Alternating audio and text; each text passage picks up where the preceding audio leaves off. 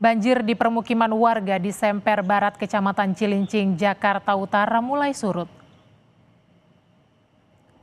Akses jalan di permukiman warga RT 13 RW 4 Kelurahan Semper Barat, Kecamatan Cilincing, Jakarta Utara masih terendam banjir. Ketinggian air masih berada di antara 5 sampai 10 cm. Namun beberapa rumah yang berada di dataran lebih rendah masih terendam banjir. Warga masih waspada jika intensitas hujan kembali terjadi.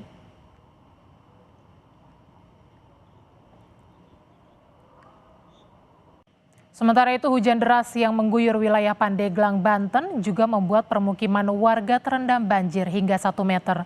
Warga diminta tetap waspada karena intensitas hujan yang masih cukup tinggi.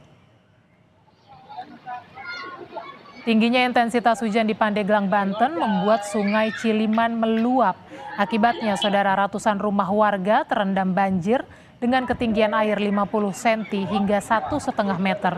Sebagian warga telah dievakuasi ke tempat pengungsian.